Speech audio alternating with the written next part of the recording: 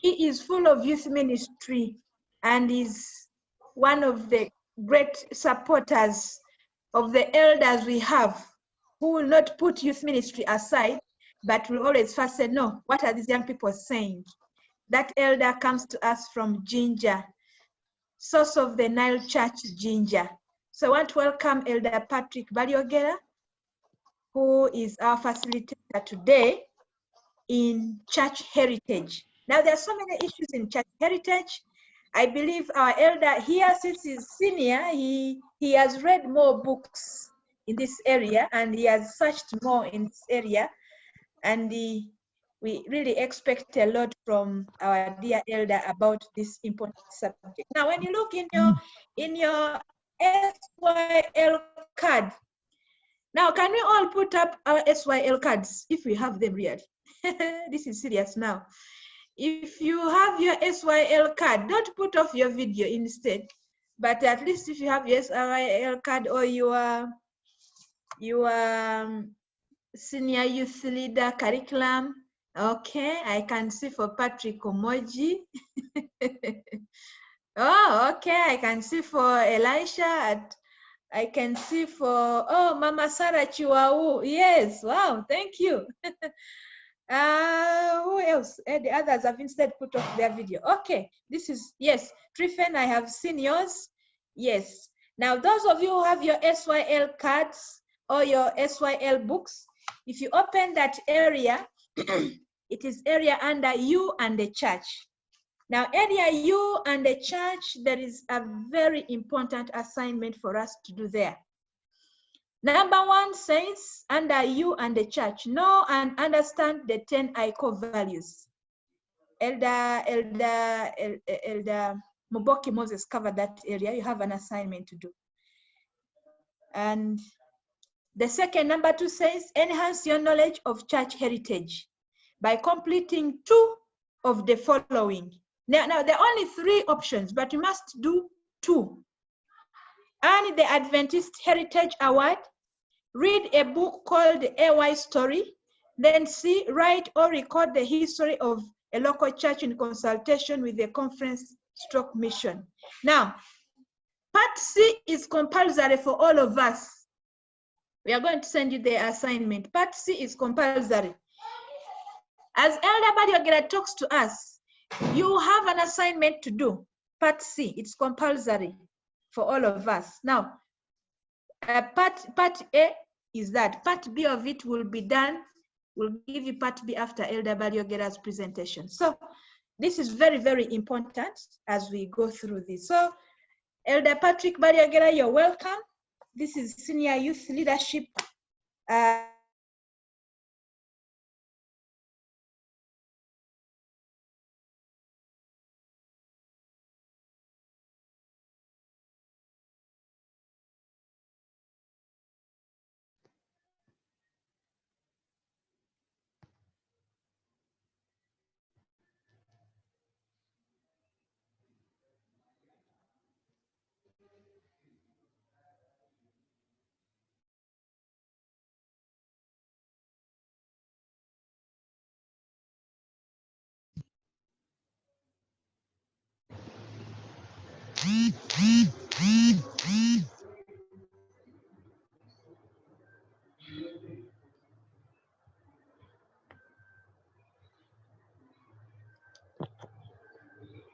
All right, sorry, friends. You know, network, we're in Uganda and we have always had those network challenges. Depending on the service provider we will subscribe to. We hope Mama will come through again and, well, yeah, she's back and perhaps she'll finish her works and thus welcome our elder, that is our facilitator, who starts the presentation.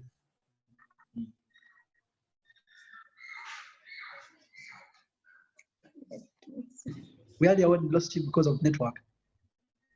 Yeah, somebody was trying to call on my phone that was connecting the internet, so it went off.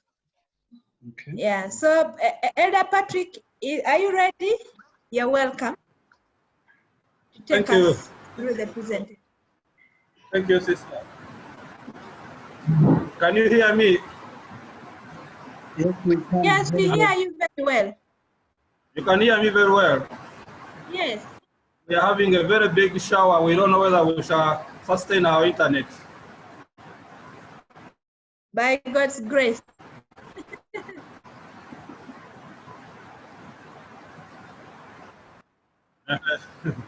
Now, thank you for giving me this opportunity to talk to the youth.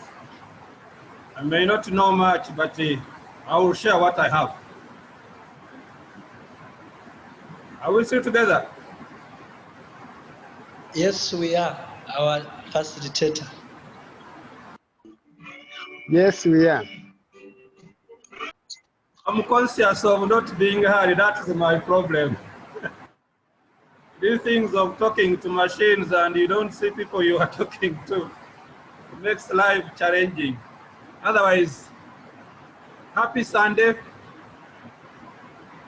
And I want to begin by saying, Happy day. I'm just the story about Seventh Adventist Church heritage.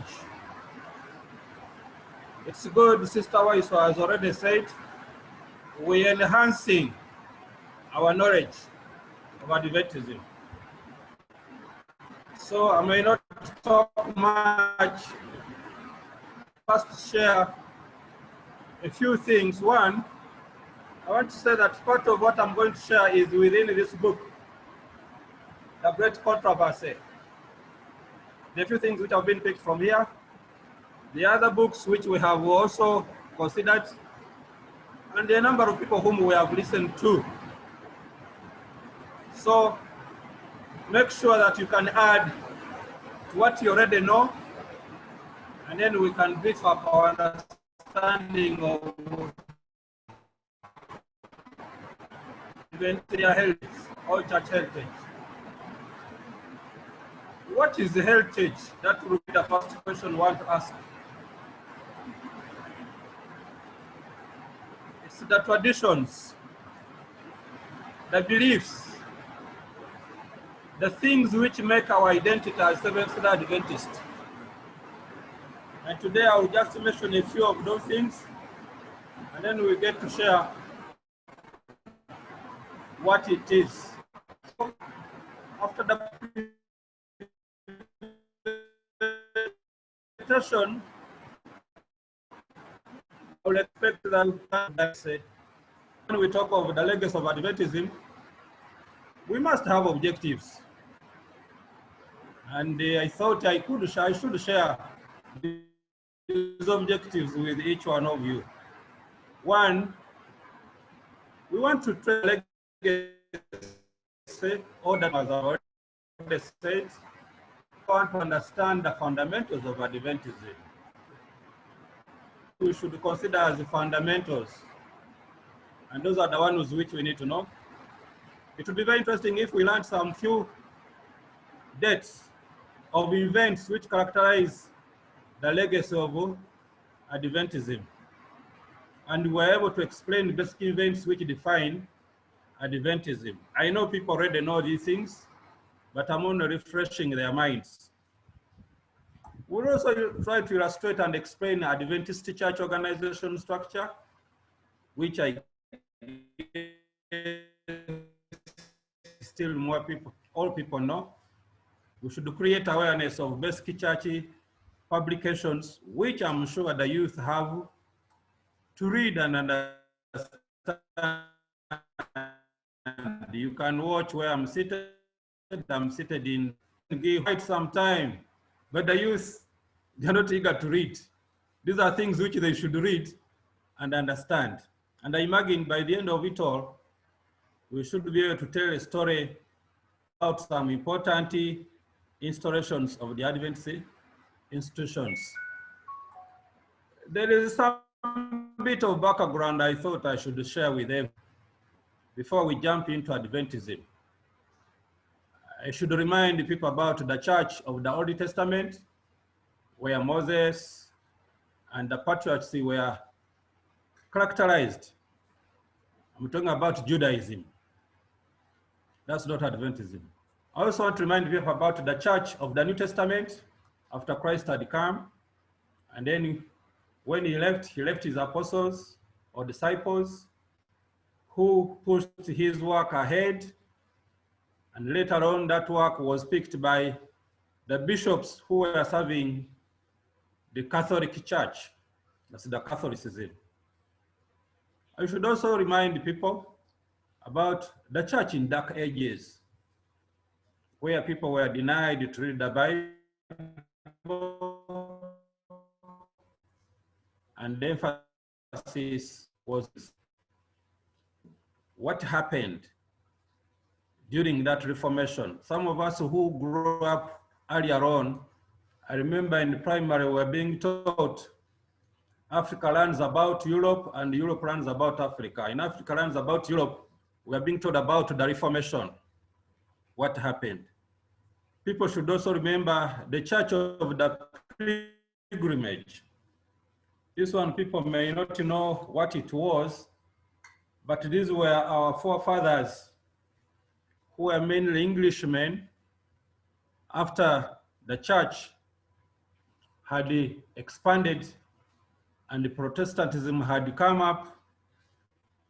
A family of Englishmen and women decided to relocate to the Newfoundland, and they were on a pilgrimage in a Mayflower shape, which was called the Mayflower. A bit of that people may have its history, but you can remember what happened. I also want to remind people about the church of the first missionaries, not necessarily the Seventh-day Adventist, but the church of those missionaries.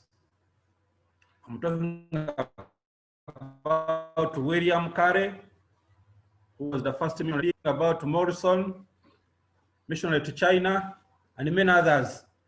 But we can't forget David Livingstone. That one, whoever has done the curriculum in our schools, he has come about Dr. Livingstone and probably even Robert Moffat, who are the missionaries to Africa. Then I will definitely go to the Church of Adventists, not necessarily Seventh-day Adventist, but Adventists. And then I'll talk about the Church of the Remnants, which still most people are aware of. Let me go back to the origins. When we talk about the Protestants and then after the Catholicism, people normally who was a German monk, a theologian, a university professor, a priest, a father of Protestantism, that's the best thing which people know, and a church reformer whose ideas started the Protestant Reformation. He taught that salvation is a free gift of God, and it is received only through true faith in Jesus as a redeemer from sin. As a result of Martin Luther's criticisms, many people began to break away from the Roman Church. They no longer believed they had obeyed, they had to obey the Pope. Some of you may already know the papacy and all that happened during that time of the papacy. These people who protested against the practices and beliefs of the church are the ones who later became to be known as the Protestants. Some of us who were born Protestants. There are also a few things which I thought I need to draw people's attention to. I'm doing this just to prepare grounds for all of us to understand what we shall be talking about.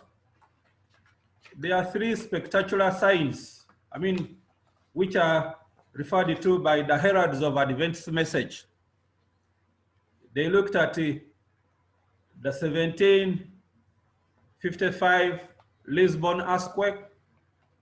Even today I was reading one other video posted on the social media talking about the Lisbon earthquake. And at that time, the Christians by then likened it to opening of the sixth seal in Revelation chapter 6, verse 12 and 13.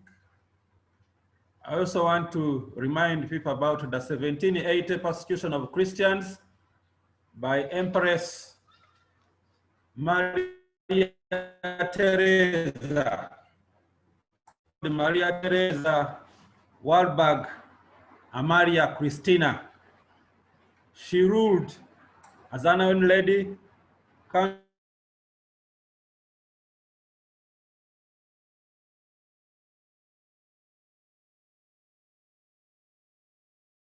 She never wanted the Christians who don't believe in Catholics.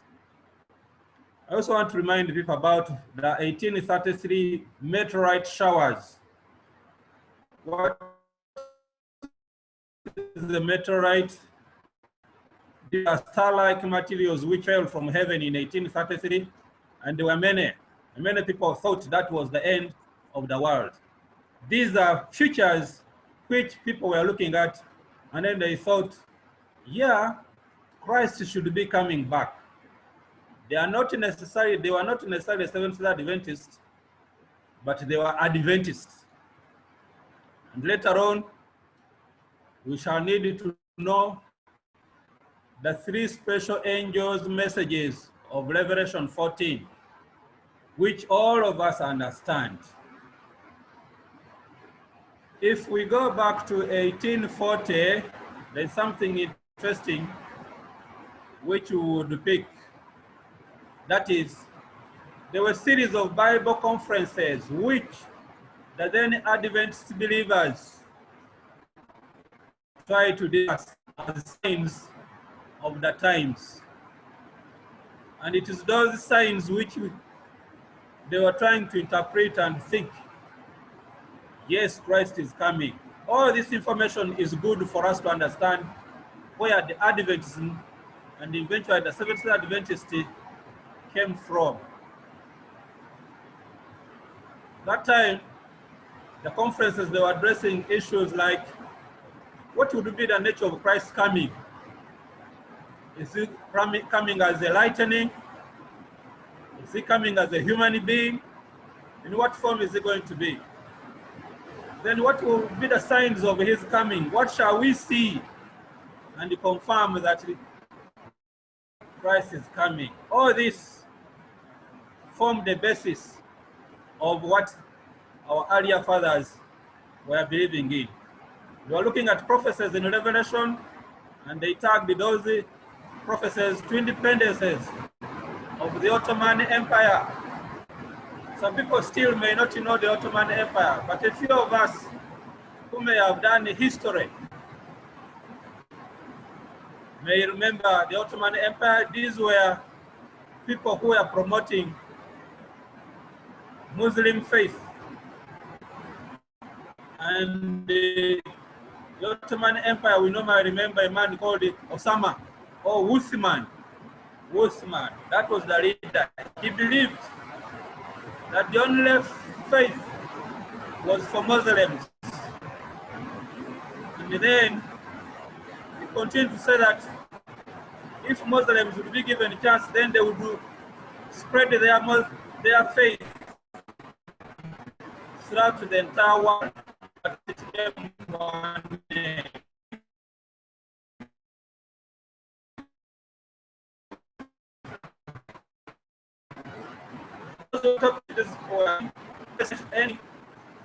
With the captivity of the Pope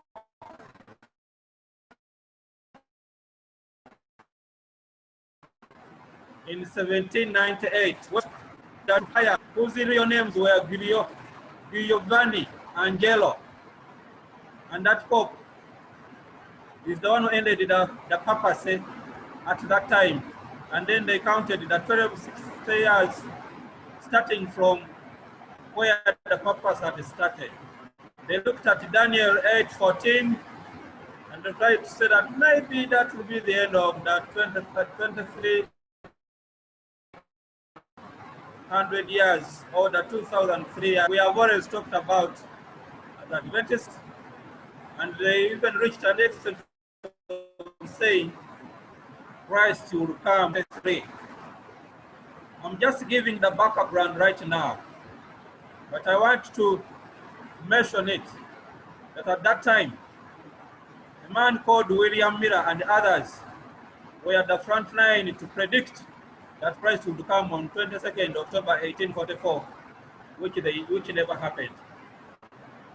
They likened themselves to the 10 virgins who were waiting for the groom.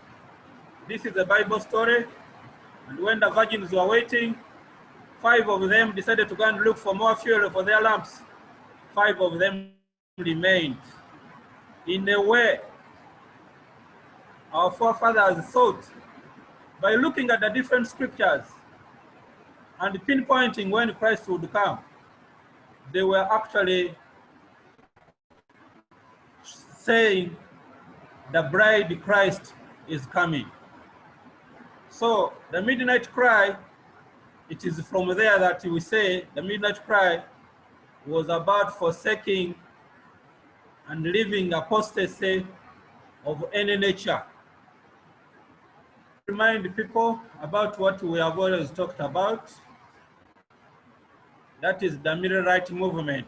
And when we talk about the Millerite movement, we are all eager to know the man called William Miller and all what he did. Definitely that is the man who forms the basis of the Millerite movement.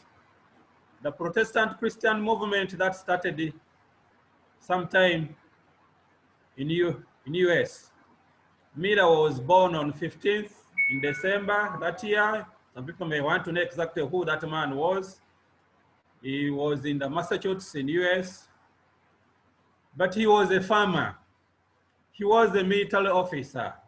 In fact, some write-up indicate that he was stationed at an underground station, railway station, just to watch the slaves who were being smuggled and taken in slavery. But he was a Christian in the Baptist church. And Baptists are Protestant Christians who share the basic beliefs of most Protestants, but who insist that only believers should be baptized by immersion rather than the sprinkling of water on people. Some people may have thought that maybe it's only Seventh-day Adventists who go in for baptism by immersion. Even the Baptists, they believed that long time ago before they knew the Sabbath. William Miller is a key point when we are tracing the fundamentals of Adventism. He sought to revive a belief of the bodily arrival of Christ. That is, Christ appearing in body. And he was to appear in 1844, which never happened. It ended up being a disappointment, as I indicated, or as I will indicate later on. Of course, suggesting that Christ would come on a particular day, in a particular month, in a particular year, was just me imagining. The Bible, we know what it says, and that's why it ended up being a disappointment to those who believed it. But that incident opened a wide door to research scriptures and find the truth. And that is one of the fundamentals of Seventh-day Adventists, of searching scriptures. The truth at that time formed the fundamental beliefs of the Adventist Christians, which I imagine that even the truth of our beliefs is in searching the scriptures. Adventists were compelled to volunteer to share this truth with other people outside America.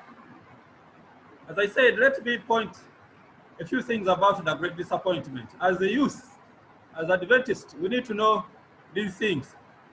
One, the midnight cry, and then their great disappointment. The great disappointment was the result of wrong interpretation of the scriptures in Daniel chapter 8, particularly verse 14. The Bible says nobody knows the day, neither the hour, but people went ahead to do that. Of course, that was then. Right now, people may not do that. And that's why they had suggested the 22nd October of 1844, which never happened.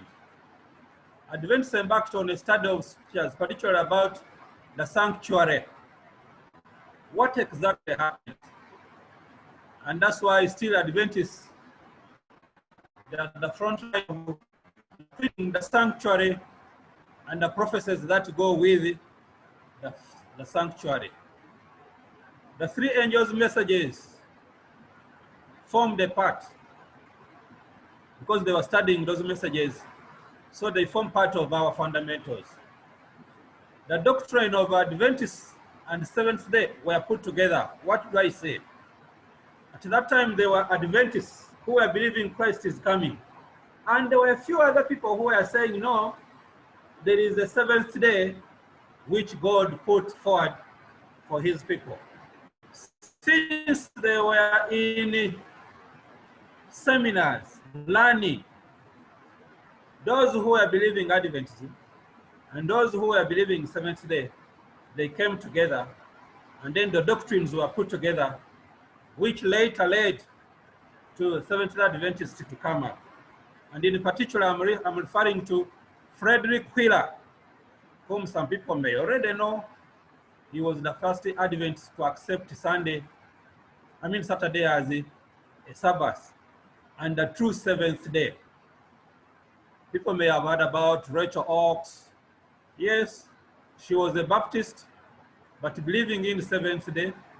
Now, when she joined the Adventists, definitely she had to strengthen the idea of the seventh day in the Adventist group.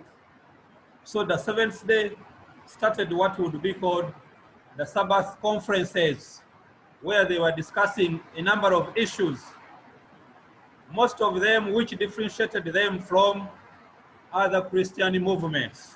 All this background is necessary if we are to understand the seventh day. I know people will have to read other books. I'll guide you, and then you'll have to discover what exactly we are talking about.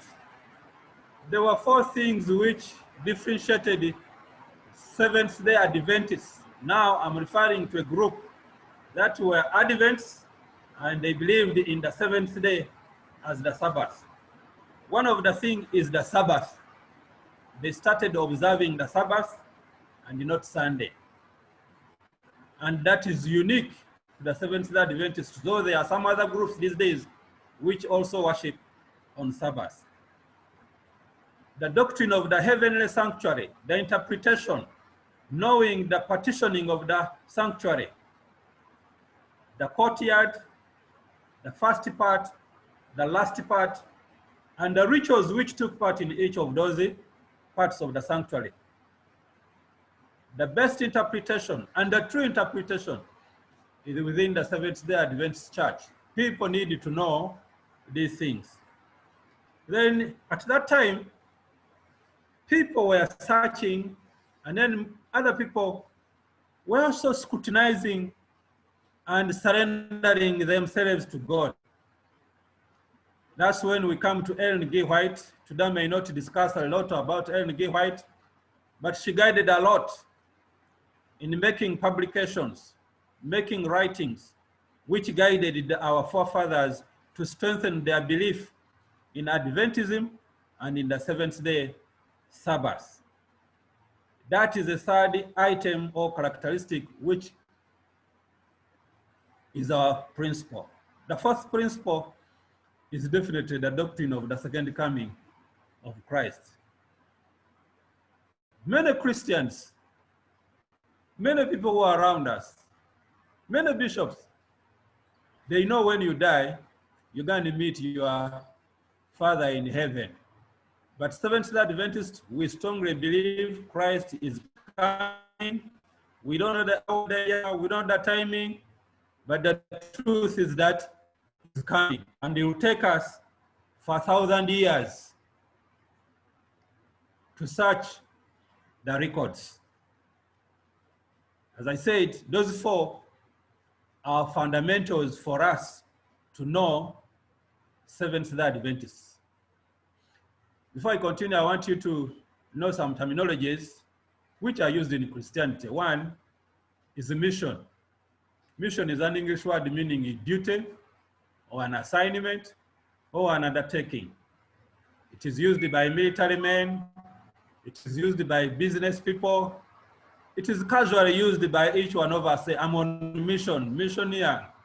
You're on a mission. That is, you have an assignment, you have a duty, you have an undertaking. It is from that word that we get what is called a missionary, a person who has a special duty to undertake. If you have a special duty to undertake, particularly where religion is concerned, you are a missionary. They are licensed missionaries. These are people authorized to undertake special assignments on a voluntary basis. You can be a licensed missionary, and then you can get some payments. And there are those who are completely volunteers. They do missionary work and expect God to pay them at the right time. We also have licensed ministers. I'm mentioning these things so that people get to know that they normally come in when we start talking about our forefathers and where these things are at this time. Licensed ministers, these are persons specifically trained and authorized to undertake assignment to oversee church business. It is from what I've just said above that I want to draw your attention to these questions. Do you think you can ever say a few things about midnight cry? Do you think you can ever say about the great disappointment? That would be wonderful if you can do it. How about considering yourself as a missionary? Are you a missionary? There's no reason why we are attending these meetings. That is to me, and I think to all of us. We are not for amusement. We are not looking for riches, but we want to have a role in what to do within God's field, as God's workers, as missionaries. Now, if the responses you can give to these, I will advise you write them down as one of your assignments, part of your assignment. And answer again at the end, but I normally give my assignments within the work, within the presentation. Maybe because I'm a school teacher. I was a school teacher. If we believe that we are volunteer missionaries, then we would recall that chorus which we normally sing when we are in youth clubs. A volunteer for Jesus, a soldier true. Others have enlisted, why not you? Jesus is the captain, I'll never fear. Will you be enlisted as a volunteer? That is something we need to keep in our hearts. Whatever we do, whichever assignment we learn, whichever errands we embark on, we need to know that mission is for us to volunteer to go out. And one time, when I presented my presentation in Chwanga, it was virtual, but those people who were there, they showed you this book. They showed you this book. It is compiled to remind us that the spirit of volunteerism is the mission spotlight that restores hope to weary persons, those who are sick, those who are in prisons, those who are getting violence in all places. When we minister to them, they can be brought back to normality. Volunteerism is the basis from which the principles that guide Pathfinder. These things I'm mentioning, I feel they are things which make fundamentals of Adventism. We aren't looking for riches, but we are trying to pay our allegiance to God.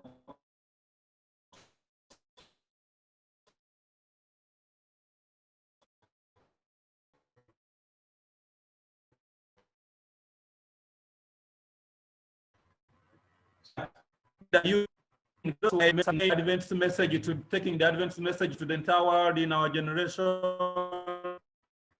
reciting our motto, the love of Christ concerns me. Do we really mean those things? Do we just repeat them for the sake of wearing the uniform and after that we go away? We have recited the pledge. I will be pure and kind and true. I'll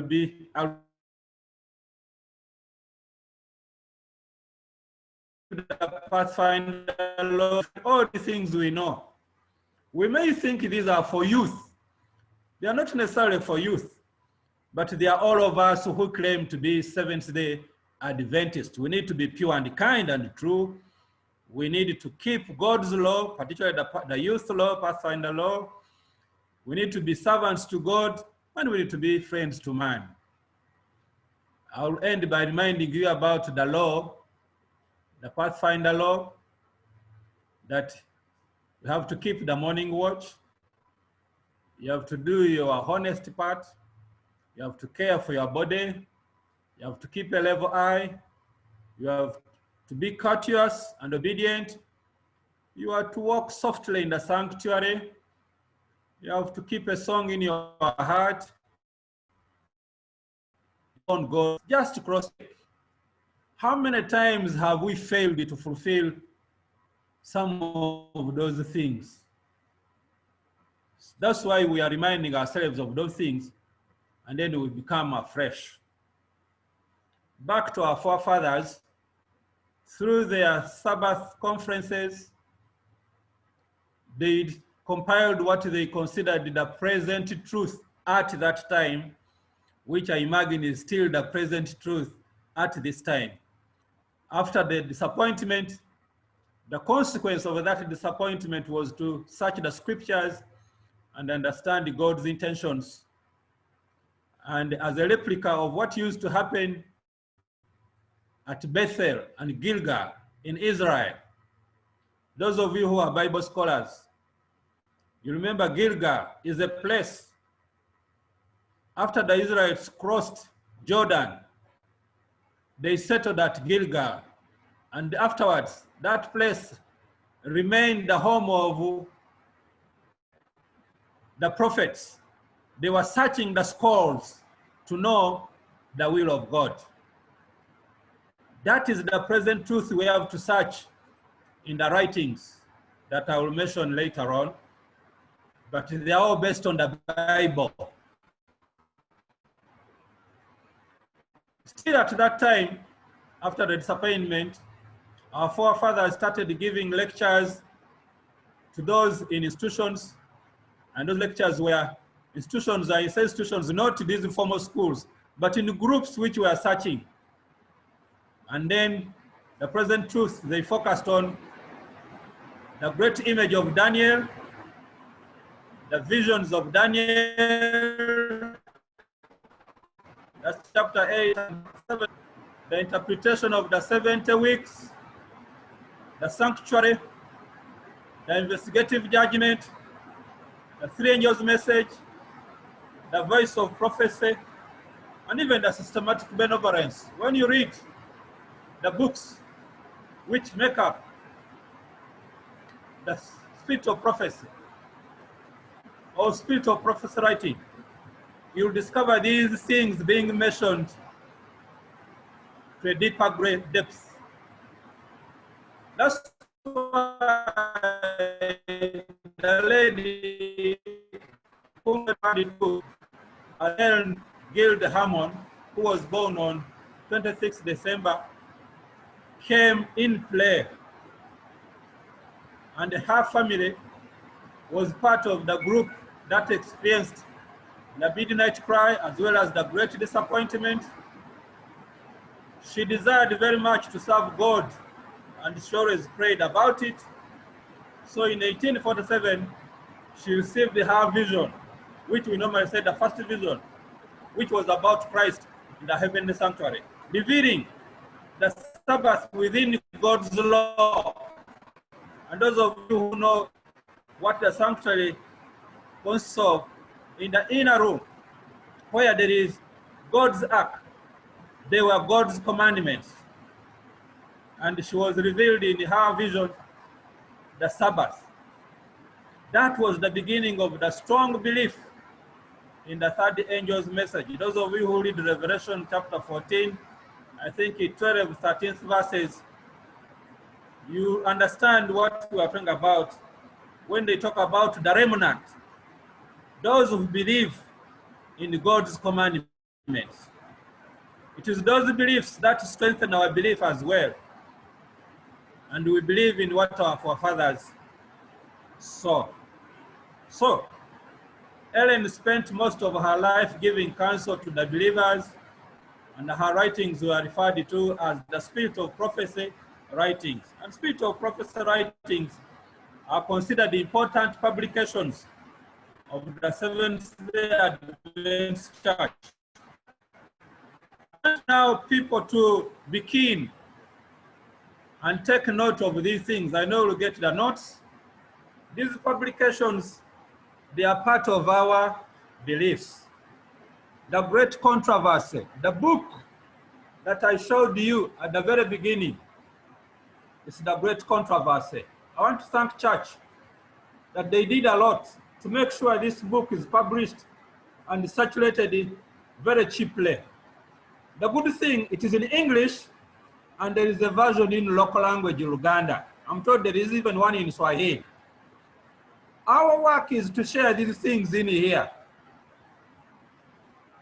to our friends, to our fellow youth, to our elderly people, so that they get to know what is it that is in the Great Controversy. There is a book, Testimonies for the Church, which people may have come across. There is a Desire of Ages, which they have always urged people to read. There's a lot of information. A Sanctified Life, other writings of Ellen G. White, Sketches of the Life of Paul, Christian Temperance, Steps to Christ. It's like a small book. And even in this course, we are supposed to read it like a book. And then we say, what are those steps to Christ? The Spirit of Prophecy, Patriarchs and Prophets. They have been changing some of these titles. Patriarchs and Prophets, the original publication was that. The current publication can be got from eternity past. You'll get the same stories, the same writings, the same views. Christ's Objective Lessons, the Ministry of Healing, Prophets and Kings, and Prophets and Kings. You can still get another version of this title, which is Splendor to Shadow. You will also need to read a book like Selected Messages, That I May Know Him. There's a book, Maranatha, The Lord is Coming, The Upward Look, Reflecting Christ, The Voice of Speech and Song. We have already done a presentation on song in worship. The Last Day Events, The Truth About Angels, and then an appeal to mothers. There are many writings. I want to encourage people, those who can find time, able to go to Bugema and search in their library. You can come to Ginger in White. Those titles are there. As we continue, just allow me to flash a few things concerning our early Adventist friends. I'll just mention their names, mention a few things. The notes you can still read further and understand. Martha Amadon Byington, you need to know that lady. She was daughter to Byington, and she was one of the first teachers in the Adventist schools. William Anderson, those of you who have read about the missionaries to Africa, one of the missionaries of 1895 to 1944. We cannot miss mentioning John Nevis Andrews. People already know the Andrews University. It was named after this man. You cannot forget John Bates. All those people studying the scriptures to give us the true present truth that we are following. John Byington, I want to repeat on that man. He was one of the pioneer ministers. He's the father of the other lady I showed first. And one unique thing, he was our first president of the General Conference, which you need to know. Michael Bellina is another. Arthur Daniels is another. He was a minister, an administrator, and an author. Hiram Edison. I'll say a few things about this man. He was a layman, but later ordained. He was a pioneer responsible of introducing among those who became Seventh-day Adventists a full understanding of the sanctuary. Those of you who have read this book, you must have read and got a full understanding of those things. Part of his contribution is included in there. Then we cannot forget the young two men, the ones you can see in the picture. They are not young now, but by then they were young. Harry Fenner, and then the other one, Luther Warren. Those two played a role to bring an idea of starting an organization for youth among the Seventh-day Adventists. Fenner was only 17 years old, and then his friend was only 14 years. They hatched an idea. How do we get hold of the younger people in the church? What do we share with them? At that time, they had the little things they shared. Then we cannot forget Eduardo Foga. That one is remembered about health and temperance. And Rebecca Smith, we can't forget those. These are whites. I want to move a little bit fast so that we can look at the black people, particularly even in our areas. But we cannot miss these because they make the foundation. Rachel Oaks, those of you who know the Sabbath, she played a very big role. How about Frederick Wheeler, the first man who accepted the Sabbath, and then he also became a minister. Putting him last, not because he didn't know what he was doing, but it's the way I arranged these things. You read a lot about this, and then you get to know many of them. So as I said, they played a very big role. But we want to know, how about missionary work of Advent? How did it come about? How did we get to know to become Adventists? The story begins in 1907 at Gland, Switzerland, during the GC midterm meeting, where it was recommended that we should have a contribution of youth towards church work. We should say amen, because youth, a contribution to church's work, that's very important. And we should be proud that we are part of the youth. It is a new department for young people was introduced in the church, and the responsibility was given to one pastor, Milton R. Ken. These people I'm mentioning, I extensively wrote about them in this book. I'll keep referring to these books. I wrote about them in this book, and I showed the role they played. If you want to know more about Harry Fene and his friend, kindly get a copy of this book as well and read. Details are within here for you to understand. So the Sabbath school at that time was a church at study. Either way, the school is a church at study. That's why we have the missionary report, we have the lesson study. We are a church at study. After that, we go to divine, church at service. That is worship time. And afternoons are left to training youth for outreach service. Out to your church and ask yourself,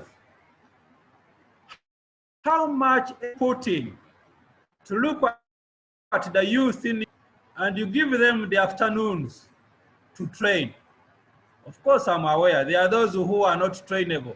They don't want to train. But our responsibility is to train. We should attach greater responsibility to that. This practice, characteristic of Seventh-day Adventist. It's not characteristic of some denominations where some of us came from. I came from the Anglican Church, and all that we knew was Sunday. And then we had the Sunday school. After Sunday school, that was the end of the game. The home was a base for reach out activities. How often are our homes for reach out activities now? Some of these things we have forgotten. You should pay more attention now. I want to say that the youth ministry is intended for basically three things. One, to lead the youth to understanding their individual worth and to discover and develop their spiritual gifts and abilities. Two, the youth ministry is to equip and empower youth for a life of service within God's church and the community.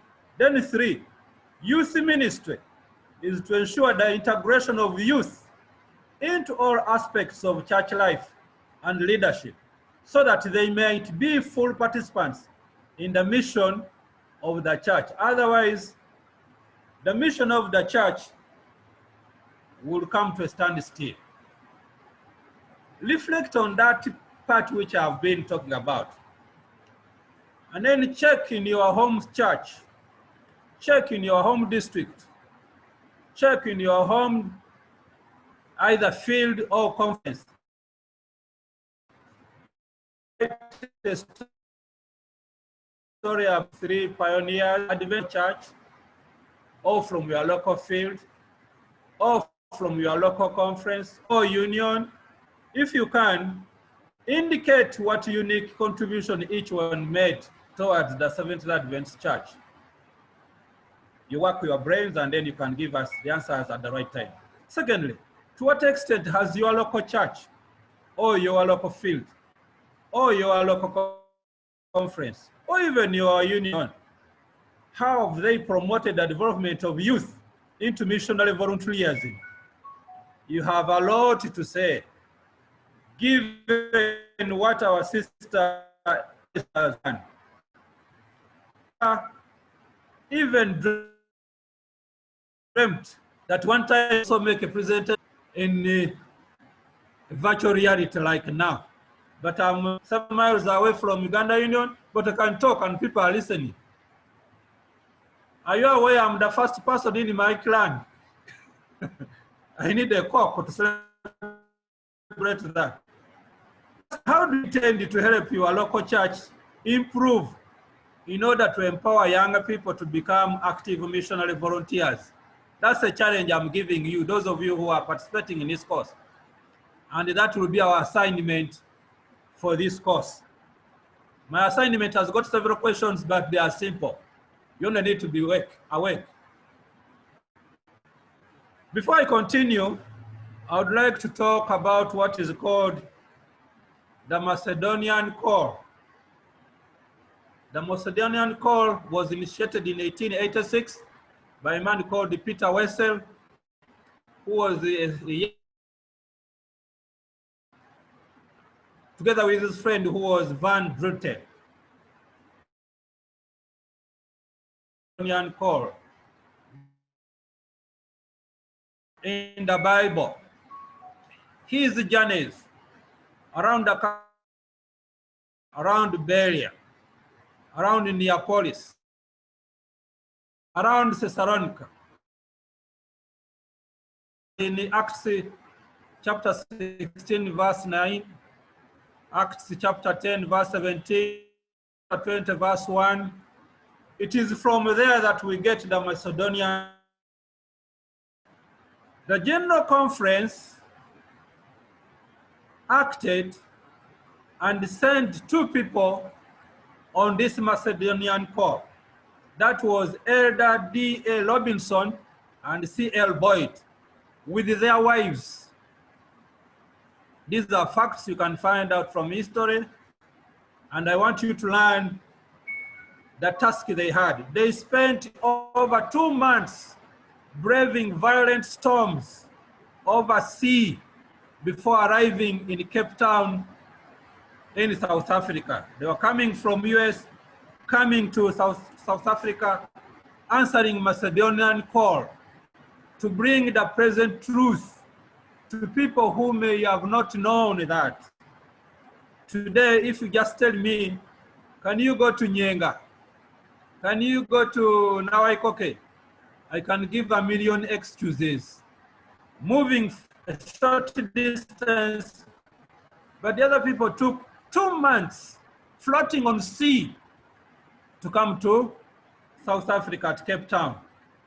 And when they arrived, they embarked on colporteur work and Bible instruction. Of course, earlier, there had been Seventh-day Baptists who had tried to spread the Sabbath truth in the area. That created a safer ground for them when they started now talking about the Sabbath. It was known, but the Sabbath, I mean the other fundamentals had not been known, even Adventist doctrine. So those people, we need to know them.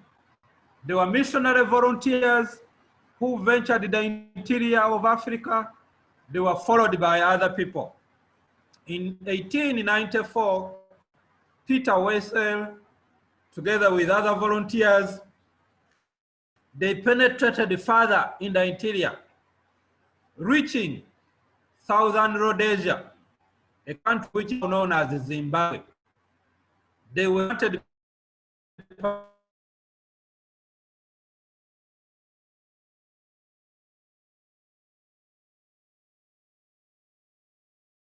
to establish a mission office. Also, I've heard about it. I think what you are talking about, I can.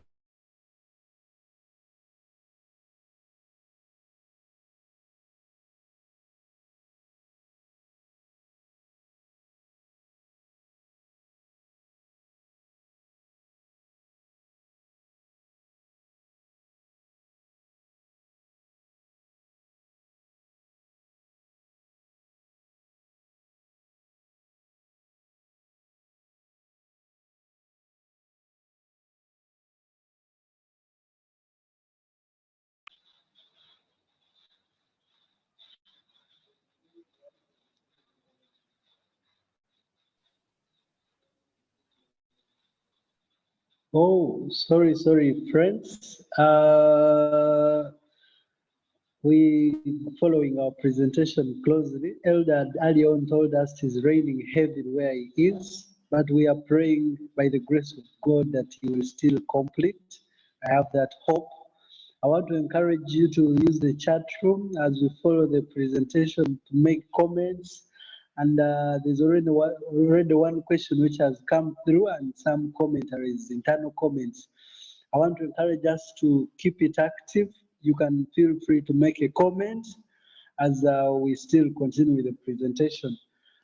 We still have our time. Apparently, it is 13 minutes after 4.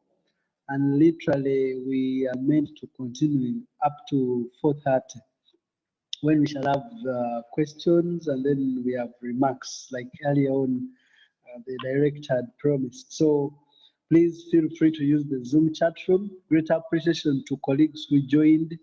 Apparently, there are 48 gadgets representing very many of us.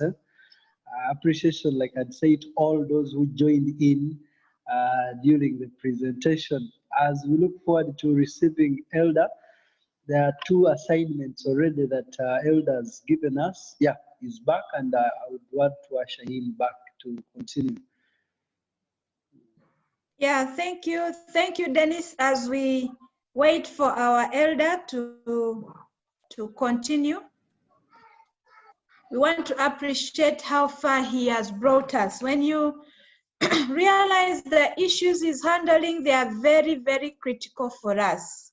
So as we attend this SYL, we will be able to send you the notes immediately.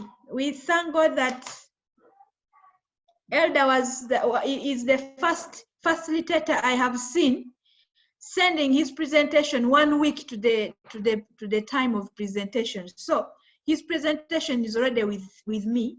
So he sent it a week ago. So I'll be sending it immediately we finish. But he has given us surely 2 assignments. There are more assignments to come.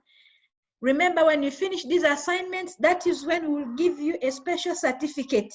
The assignments are comprehensive enough. Want to appreciate Elder for the time he has taken to give us this presentation, which is very rich. Many master guides have been bothered. Every time they call me, they come to Uganda Union, we want to see who you, Adventist Heritage. This is the blessing we have had. And want to thank God that it is also being recorded. Our chief recorder here, Henry Kajumbi, is recording it. Great appreciation to Henry Kajumbi because he does us great work for recording. So this presentation, you need to replay it several times because it will be on the YouTube. So please, as we go through this, it's a serious lesson. This is where we will be able to get strong, to be more strong in our faith, knowing how far the Church of the Lord has come, so that we are able to tell even other youth, to tell other people about Adventist Church. So friends, please, today is a special day. As Elder finishes, we have special announcements that will benefit all of us. And if you want to complete the course, make sure you stay behind after the presentation and after the question and answer, because we'll have some engagements. So Elder, you're welcome again. I think you can share your screen because you have been made a co-host. Do I still have him here? Let me check.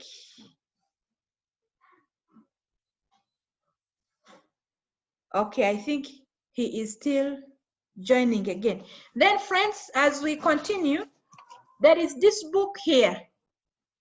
It's called The Church Heritage. This book, it's a magazine. It's a magazine that was written in memory of our Pathfinder Campore in Inchwanga. Now, this book has a lot of information.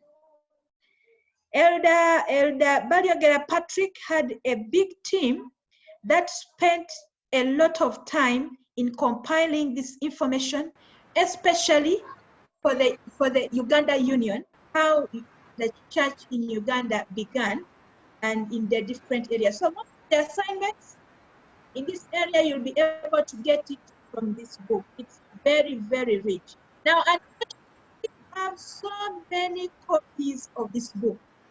We sent out this to every field. Everything has this book.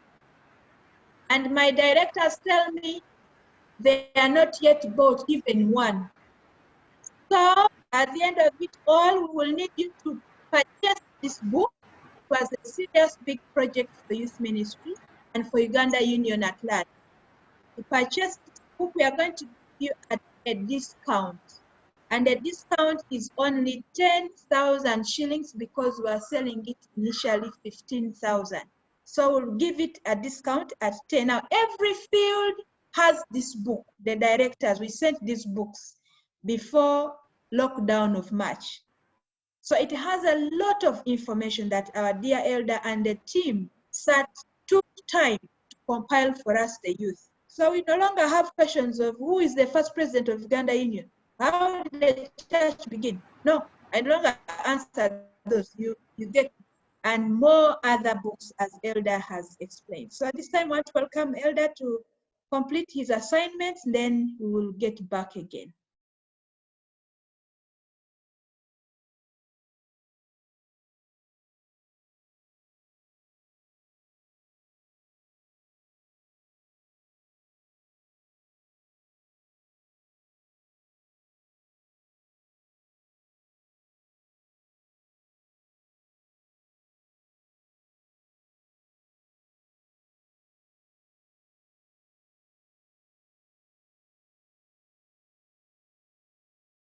AY story. Now the AY story is also found. We also have a copy here, or you can download.